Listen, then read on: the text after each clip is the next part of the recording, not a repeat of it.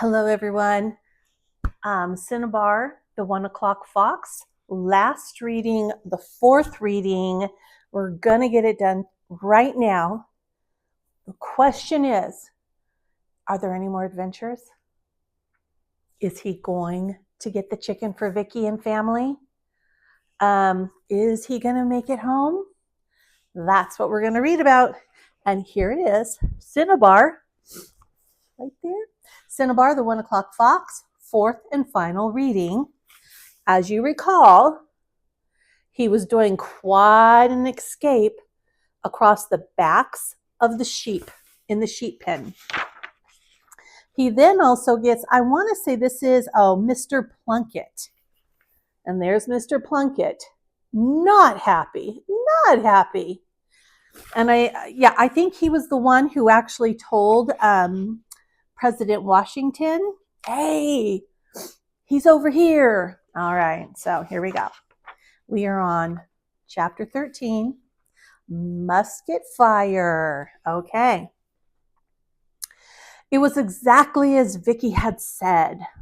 Farmer Plunkett's hen yard was in a sorry condition. Not only was the fence in a higgledy-piggledy state, but the yard itself was a scraggle of brush and weed.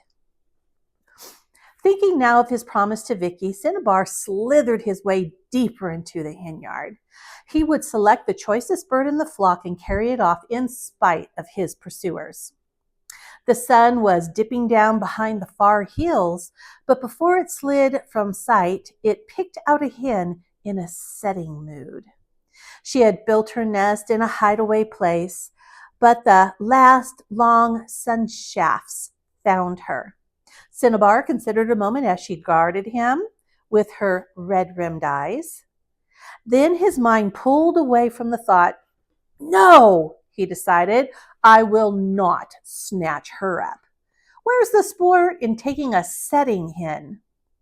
I will not do it. And besides, he reminded himself, setting hens are poor pickings. Vicky wanted her birds young and juicy. Moving stealthily, he inched his way to the center of the yard and crouched there quite concealed among the weeds. He had not waited too long. As horses and hounds neared, the hypnotized chickens suddenly came alive, and a whole running parade streamed right at Cinnabar. They were led by a gay-feathered, high-stepping cockerel who pumped along at a jerky 1-2 gait. He's my bird, said Cinnabar, whispering joyfully, young and fleshy and too cocky for his own good. And just when Cinnabar was up on his toes, ready for the pounce, a musket ball whistled by his ear. It was close as a hair. Where it hit Cinnabar, he had no idea. All he knew was that the whole yard became a whirlwind of fluttering, squawking chickens.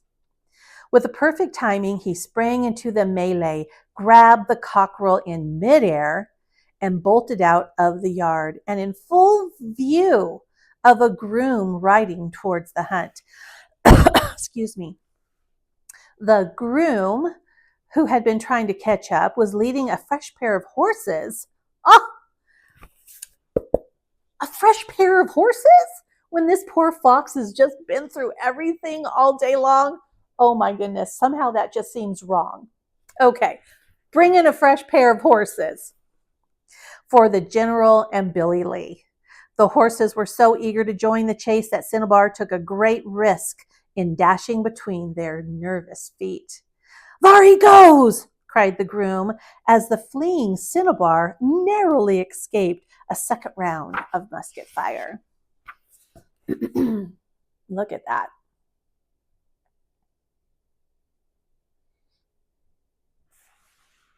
Cinnabar was puzzled as he ran.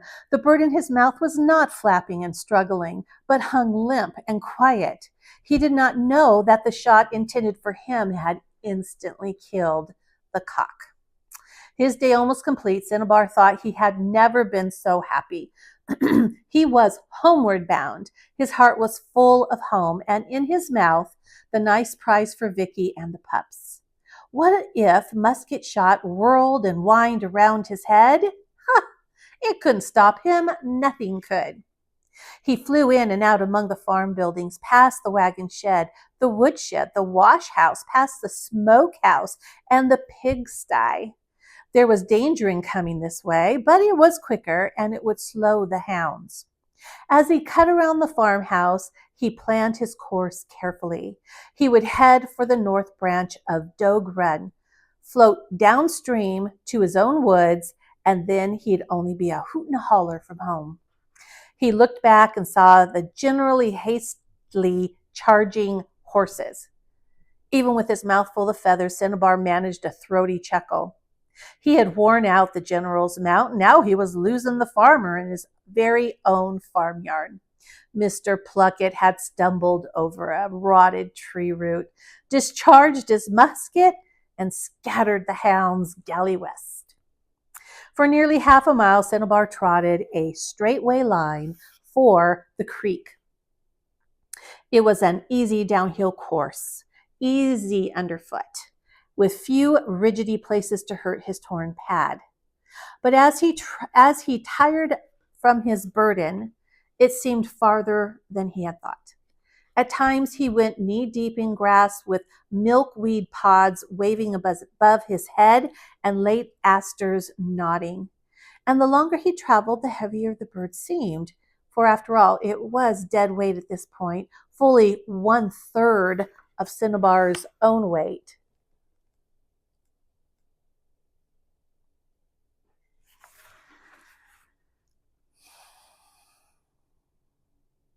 It pulled his head down, and a tiredness began washing over him like a wave. Only a little while ago, he had been full of chuckles. Now he felt small and burdened and alone under a vast sky. The evening wind blew up to him from the creek. He clenched his jaws tighter on the cock. Cinny! He tried to make believe Vicky was calling to him. Cinny! It is only a little piece farther to the creek. You can make it, Cinny. You can make it. I know you can. The yipping cries of Sweet Lips and the hounds broke into his thoughts. He looked back again and saw the grasses swaying, and he knew that the pack was pressing hard. He made his legs go. The good foot, the hurt foot, hind left with right, hind right with left back. A little more, a little more. I believe in you, Cinnabar. Trot, trot, trot faster, faster. And only seconds ahead of the hound, he reached the swift flowing creek. Here it was, his old friend, his creek, rippling and laughing up at him. He slipped into its cold wetness, tightened his hold on the cock as if it might come alive and fly away. He looked over his shoulder, measuring his distance from the hounds, and then he looked ahead to home. He could still make it.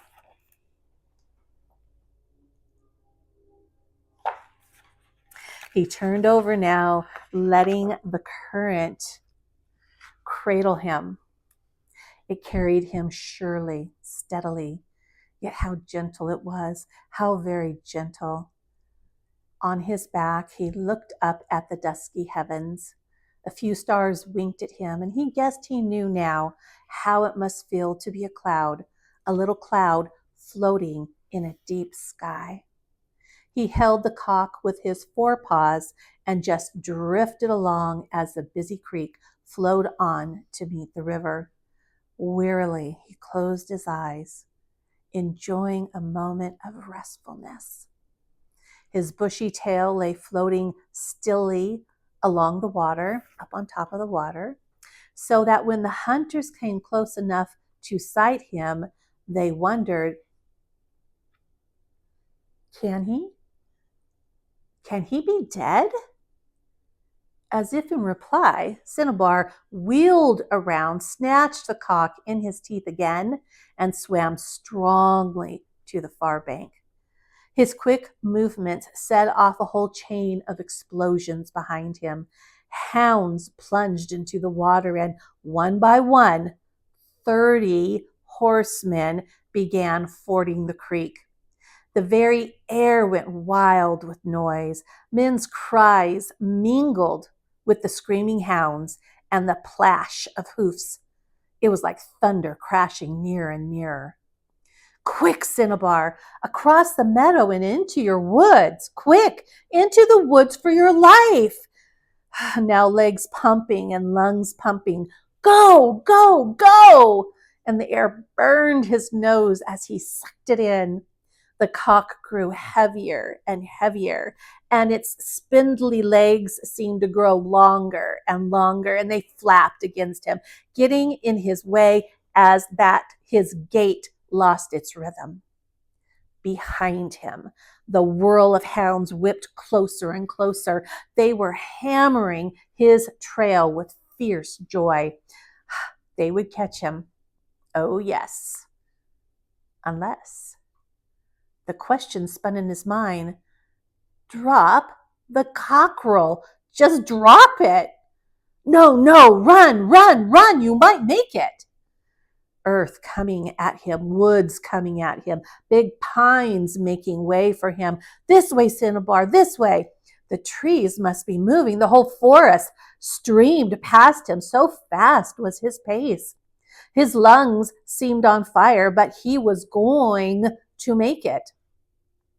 From his game heart, he drew the last ounce of strength he had, and in one breathless spurt, he reached the old familiar sassafras thicket.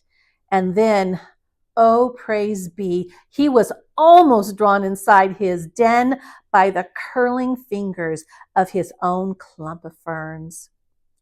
As in a dream, he heard the voice of George Washington rocketing through the woods. Oh, the old 1 o'clock fox is going to earth. Oh, call off your hounds, Billy Lee. Oh, was a magnificent run. And with a gay swish of his brush, Cinnabar disappeared into the black hollow of his den. More plainly than any words, it said, "Thank you, one and all. Thank you. Sweet Lips and you, General Washington, and all you hounds and gentlemen." Then dropping the cock, he spun around and poked his elfin face out of the earth. Ah, I had jolly fun too, he barked to the hunters. Then he frisked his black whiskers, gave them all a wide grin, and he was gone.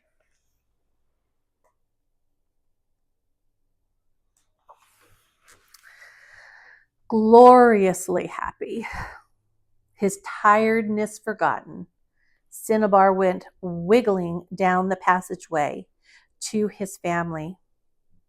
He noticed that the cockerel's feathers were the worst for being dragged through bog and briar and meadow and mire, but he knew his Vicky would still consider it a fine fowl. That was one reason he prized her so much. She saw beneath feathers and fur, and Cinnabar had no time to finish his thought, for Rascal Pascal, Mary and Mischief were waiting for him and now sprang, leaping upon him, rolling him over, biting his big perked ears, bouncing about like little kittens. Oh me, oh my, Cinnabar laughed indulgently. I might better have been mauled by the hounds.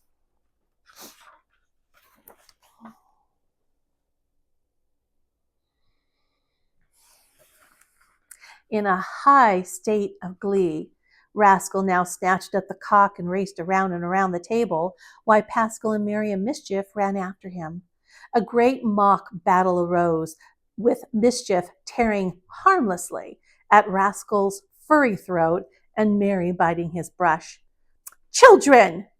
Vicky entered. Your father needs peace and quiet. Stop chasing about and hush up, please. But there was so much growling and yapping that her voice was lost. In desperation, she took the twin flute from its lovely case and blew a single high note. The effect was electric. Each cub froze into position. They became a little audience of four quietly watching, listening for what might come. The stillness was complete as Vicky nosed the tattered feathers of the cockerel and blunted it over with keen appraisal. Then her delicate forepaws fluttered in pleasure. Oh, what a beautiful, lovely, delectable, plump bird. My currant jelly is hardly worthy of it. But, Cinny, however did you manage to snatch a cockerel? They are so much harder to take than the hens. However did you do it? So up on his hind feet, Cinnabar leaned against the fireplace, one elbow on the mantel. He cleared his throat, and his voice was deep and hearty. Oh, it was nothing at all. I was glad to do it for you. Next time I'll bring you a suckling pig or perhaps even a lamb. I had so much fun getting it for you. If it delights you, I am happy. But how did you get it? How did you do it? Well, if the truth must be known, my dear, 'twas the gift of Providence, aided and abetted by your Mr. Plunkett. He was most obliging. In the matter of poor fences, oh, more, much, much more. Just as I was leaping for the cock, a shot intended for me must have hit him. He jumped high in the air, where I caught him. Aghast at this narrow escape, Vicky quite suddenly crumpled to the floor in a dead faint. It took 2 gourds full of water thrown hastily in her face to bring her back to consciousness. Embarrassed, she was soon on her feet, vigorously wiping her face with her apron. Then she exclaimed, Cinnabar, from the black tip of his ears to the white tip of his brush. She examined him from the black tip of his nose to the white tip of his brush. When she had made certain that he was all in one piece, she gave a great sigh of thankfulness. Somehow, the matter of the lost toe on his left forepaw completely escaped her. Perhaps because Cinnabar showed her his right forepaw twice. Now she turned to the spellbound pups. Children, she said, and her face became solemn. This bird is the good gift of Providence. So your father says, but oh, how he helps Providence. Her voice now became as serious as her face. Your papa, she exclaimed, is the greatest hunter I ever knew in all my life. He's the greatest hunter in the whole wide world. The greatest. And now, she sighed, before we pluck the bird clean, I want you all to wait upon your papa in the way that he deserves. Then she clipped out directions. Rascal, you fetch the goose grease and melt it in the warming oven. Pascal, you fetch your father's comb and comb the mud from his coat. Mary, you pour your father a spot of dandelion tea. Mischief, you hang a pot of water over the fire. Cinnabar had to laugh to himself. Families are wonderful, he thought. They make you out a hero when all you have done is snatched a bird in midair. With only a slight limp, he went over to Grandma Bushy's rocker and eased his bones into its warming arms.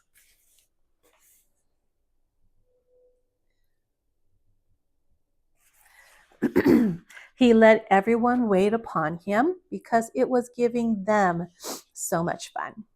The dandelion juice soothed his gullet as Pascal combed the mud from his brush, and Vicky worked on the pads of his feet with the goose grease. When she came to the left forepaw,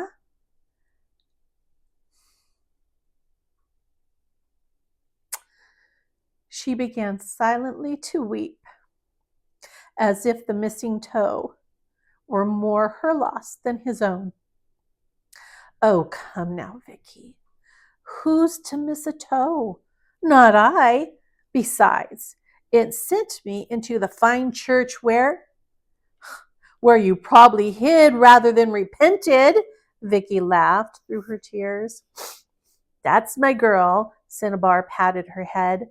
Suddenly, he yowled in mock pain.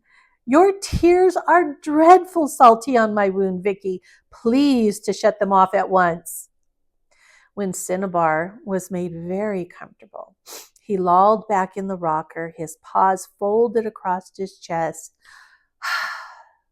Let come the blizzard, he barked softly. Let come the blizzard of feathers. The children looked with asking eyes from Cinnabar to the cockerel, to his mother, who now sang out, Get ready, get set, pluck! Ooh.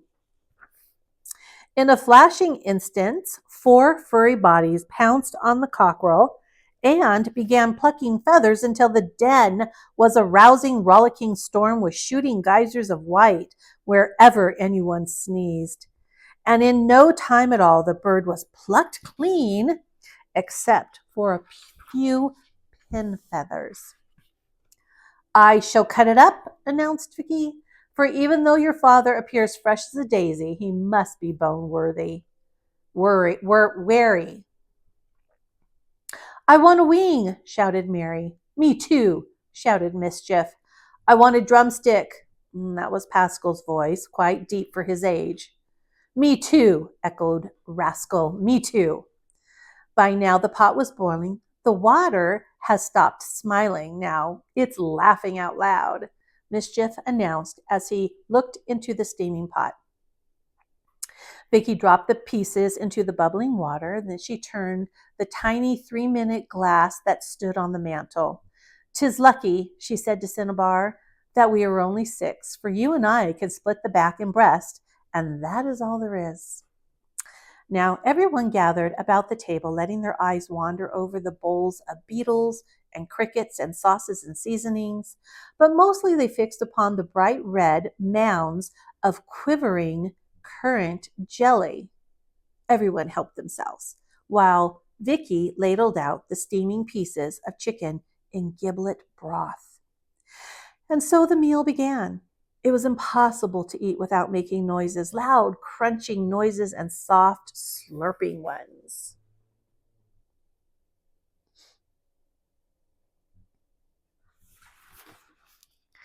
Cinnabar rubbed his stomach and smacked his lips. "Delicious," he said. "Nice and rare." "Oh, it's yummy," the children barked. "'Tis a prime fowl," agreed Vicky. A good feeling came over everyone. Cinnabar looked on his family in great satisfaction. And when he had done with his chicken breast, he fell asleep right at the table, holding the wishbone in his hurt paw. "Shh," Vicky whispered.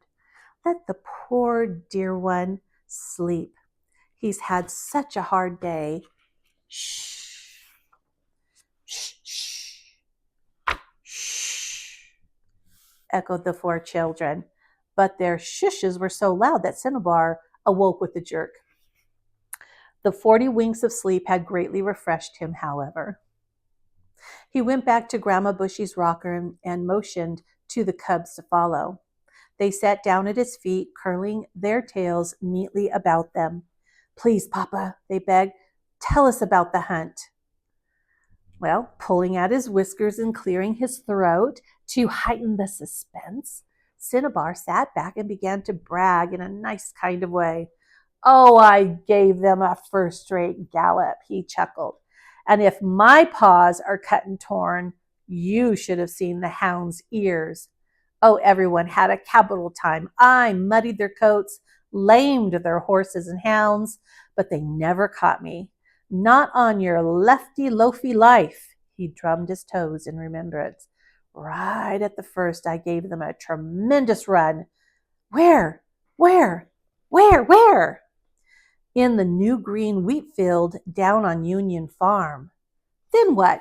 I baffled them. How, Papa? I ran them in circles until I was chasing them. And he laughed. How else, Papa? I foiled my scent in pennyroyal mint. How else? I rode on the backs of sheep. How else? I floated downstream in the Dogue River. And how did the master of the hounds do? This was Vicky's question. Oh, credibly, my dear, quite credibly. The general tried hard to outwit me. He leaped logs and went fairly fast without standing up in his stirrups. He didn't catch me, but my guess is he caught the og. Oh, and all of his horses were beat, completely done up. The fact is, my dear, I set the pace so fast that the general couldn't change horses until I was busy at Farmer Pluckett's. Children, Vicky's eyes shone with pride. See how the whole countryside must respect your father. In years to come, when you hear tales of the 1 o'clock fox, hold your head high, my dears, for it is your father's skill and gallantry that they speak of. And now, she added, turning to Cinnabar, would not this be a good moment to give words of advice? For soon it will be clicketing time, and our children will set up dens of their own. What's clicketing time, Mamma? Asked Pascal. 'Tis mating time, my son. Ah, nodded Cinnabar. Soon you will all be finding dens of your own. Oh, no, cried Mischief in alarm. Oh, no, wailed Mary. We will, exclaimed Rascal in great interest. We will? Asked Pascal. That you will, said Cinnabar, but always in time of danger, this den will be your refuge. Life is nice and round, he continued reflectively. No beginning, no ending, and I am now arrived at an age when you, my children, will carry on for me. Hand me that looking glass, my dear. Vicky gave Cinnabar the glass, and he held it up to catch his reflection.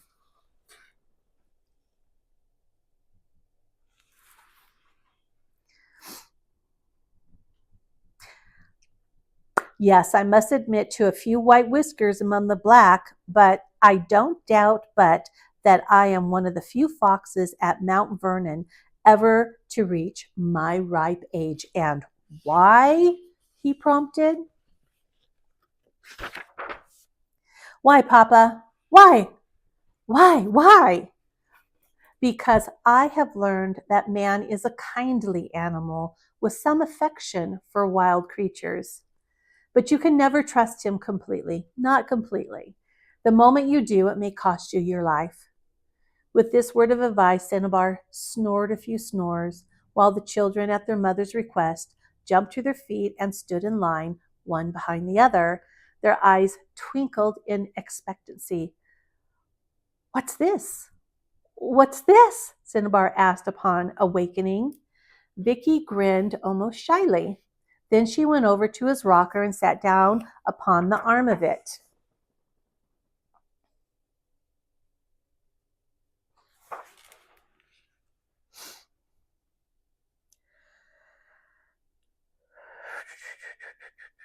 I'm trying to find my spot. While you were gone on the hunt today, she began, I told the children about the little ditty you used to sing to me. I told them that there was a couplet for each of them. And so I want to show you this before I turn the page. So there's a couplet for each of them. A couplet, Cinnabar repeated, snatching his ear. Aye, a couplet. What's that, Vicky? Oh, Cinny, you know. 'Tis 2 lines of a poem. Remember the one about the 4 little foxes? Cinnabar's face lighted as he thought of the rhyme. He lifted Mary by her forepaws and dangled her on his knee. Then, in a full voice of chuckles, he began the rollicking rhyme. 4 little fox cubs out upon a spree. One found a rabbit trap, then there were 3. Come, rascal, 'tis your turn. 3 little fox cubs, nothing much to do, met up with foxhounds. Now there were 2. Come, Pascal, 'tis your turn. 2 little fox cubs saw a great big gun. A man was behind it. Then there was 1. Come, Mischief, 'tis your turn. 1 little fox cub, coy and full of tricks, met a little dog fox. Now there were 6. Again and again, Cinnabar had to dangle each pup upon his knee until he sat back in exhaustion. And at last the din settled down to quiet, while across the vast of night came the lonely baying of a lost hound, still on the scent. Cinnabar smiled and sighed in consummate bliss. Life is nice and round, he said, mumbly happy. Nice and round.